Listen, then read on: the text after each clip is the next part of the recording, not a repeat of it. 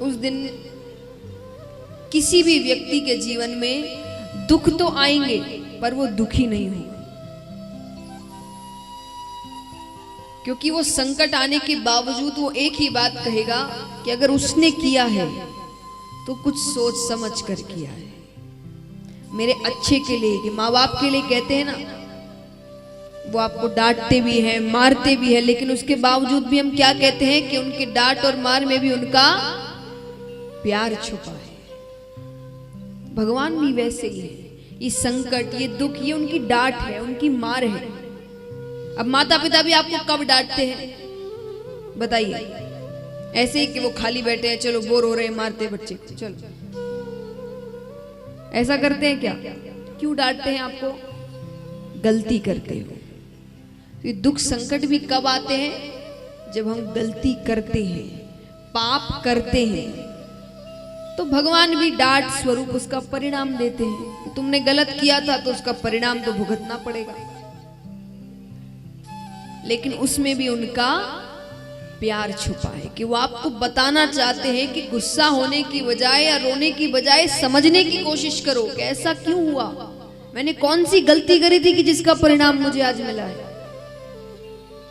और फिर उसका प्रायश्चित करो।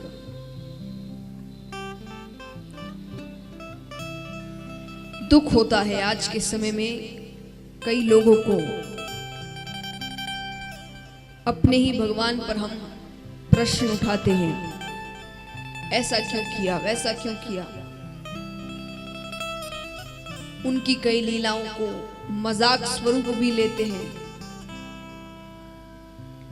और फिर कहते हैं कि मजाक तो है, इतना सीरियसली क्यों लेना। मैं एक ही बात कहूंगी इस चीज पर, जब तक आप अपने भगवान, अपनी संस्कृति, अपने देश की इज्जत नहीं करेंगे ना, कोई और भी नहीं करेगा।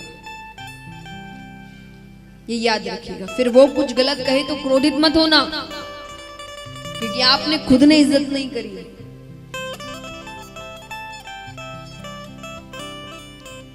तो खुद तो भगवान की लीलाओं को कभी भी मजाक में या प्रश्न उठाकर नहीं करना, और कोई और करे तो उसको भी मत करने देना कि भाई मजाक करने को बहुत सी चीजें हैं, भगवान को मत बीच में लेकर आओ। तो महाराज आइए नरसिंह जी और ठाकुर जी की एक कथा उस प्रेम और भक्ति के संबंध को समझाते हैं। नरसिंह जी महाराज, नरसिंह जी का जन्म गुजरात में जूनागढ़ में हुआ, नागर ब्राह्मण परिवार में। अब नागर ब्राह्मण परिवार में नरसिंह जी का जन्म हुआ, पर नरसिंह जी के जन्म से ही एक शारीरिक दुविधा जुड़ी हुई थी। नरसिंह जी जन्म से ही गूंगे भी थे और बहरे भी थे, ना तो वो कुछ बोल सकते और ना ही वे कुछ सुन सकते, ऐसे थे हमारे नरसिंह जी। और नरसिंह जी के माता पिता भी थे, पर उस समय गांव में कोई महामारी, ऐसी कोई बीमारी आई जिसमें नरसिंह जी के माता पिता तो स्वर्ग से धार गए। अब नरसिंह जी अपनी दादी के पास रहते। नरसिंह जी की दादी नरसिंह जी को लेकर सब मंदिर, सत्संग, कीर्तन जाती।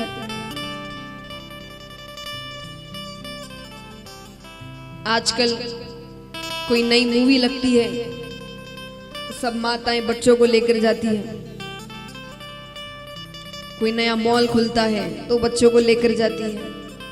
कहीं मेला लगता है तो बच्चों को लेकर जाती है, कथाओं में लेकर आना नहीं चाहती। क्यों? अब मान लीजिए आप तैयार हो रहे हैं, बच्चा चुपचाप बैठा है, आपके साथ आपके कई रिश्तेदार भी कथा में आने को तैयार हो। रिश्तेदारी माता पिता से पूछ लेते हैं कि ये नहीं जाएगा। वो बच्चा तो कुछ कहता नहीं, माता पिता ही पहले कहते, वो जाकर क्या करेगा, बोर हो जाएगा। अब जिस बच्चे ने जीवन में कभी कथा सुनी ही नहीं है,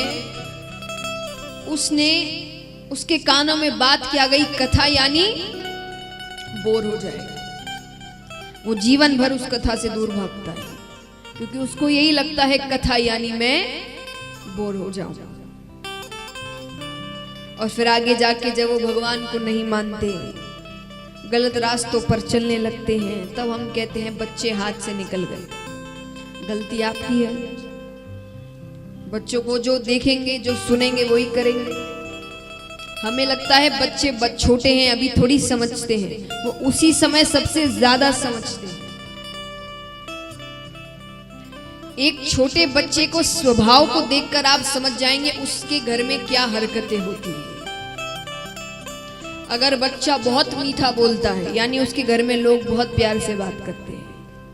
अगर बच्चा बहुत गुस्सा करता है, यानी उसके घर में कोई बहुत गुस्सा करता है। अगर बच्चा अपशब्द कहता है, यानी उसके घर में कोई अपशब्द कह रहा है। और अगर कोई बच्चा बहुत ज्यादा हाथ उठाता है, यानी उसके घर में कोई हाथ उठाता है। बच्चे जो देखते हैं, और वो भी उस उम्र में जब आपको लग रहा है वो नासमझ है, उसको कुछ समझ नहीं है, उसी वक्त वो सारी चीजें ग्रहण करता है। और हम सोचते हैं भाई एक बार बड़ा हो जाए, समझदार हो जाए, फिर समझाएंगे। तो तब वो इतना समझदार हो जाता है कि वो आपको समझदार ही नहीं समझता। और नहीं समझता का मतलब ये नहीं कि आपको मूर्ख समझता है, पर अब वो उस समय में है कि वो खुद को ज्यादा समझदार समझता है कि ये समय अलग है, हम दोनों का समय अलग था, वो मेरी चीज कहां समझेंगे। उसी को हम कहते हैं आजकल जेनरेशन गैप। जो कोई गैप है नहीं, बस जिस समय चीजें समझानी चाहिए उस समय जब नहीं समझाते तो ये गैप आ जाता है। तो नरसिंह जी की दादी नरसिंह जी को लेकर सब मंदिर सत्संग कीर्तन जाती। पता चल जाता कि कोई महाराज आए हुए हैं, कोई संत आए हुए हैं, तुरंत अपने पोते को लेकर जाती और बस एक ही बात, महाराज मेरे पोते को ठीक करो, इसको बोलता करो, कैसे भी करो, बस इसको आशीर्वाद दो। डोकरी का यही भाव रहता। डोकरी माने हाँ, जो बहुत बूढ़ी हो जाती है। देखिए इसलिए मैंने कहा कुछ मारवाड़ी शब्द आपको सिखाकर जाऊंगी मैं। बहुत बूढ़ी हो जाती है ना, उनको मारवाड़ी में कहते हैं डोकरियां, डोकरी। तो नरसिंह जी की दादी डोकरी थी, एकदम बूढ़ी।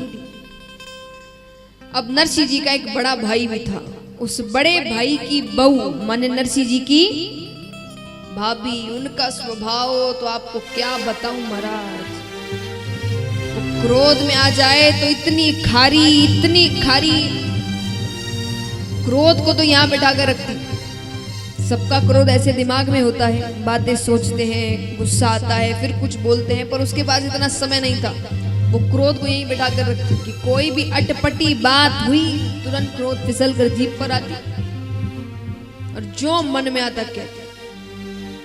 और दिन भर नरसिंह जी को परेशान करती कि गूंगा कहां से आ गया, ये बहरा कहां से आ गया, इसकी बैठ के सेवा कर। और जब तक दादी है तो दादी तो कैसे तैसे निभा रही है। डोकरी के मन में तो एक ही बात कि मैं बैठी हूं, तब तक पोता बोलने लग जाए तो सुख से मरूं, वरना उसकी बातें कौन समझेगा मेरे जाने के बाद। अब एक बार शिवरात्रि का दिन था। शिवरात्रि का दिन डोकरी के मन में आया कि बेगी बेगी चाला मंदिर चाला, महादेव जी के जल चढ़ाते हैं, क्योंकि फिर बाद में भीड़ बहुत हो जाती है। अब भीड़ में कोई तो महादेव जी के जल चढ़ाता है, कोई सामने वाले के माथे पे ही जल चढ़ा दे, क्योंकि इतनी भीड़ हो जाती है, इतनी लंबी लाइन लग जाती है। और इतना समय किसके पास है आज के समय पर? और सबको लगे कि जल को पहुंचना तो वही है, तो बस जहां खड़े वहीं खड़े खड़े ओम नमः शिवाय, ओम नमः शिवाय। तो ये सब सोचकर डोकी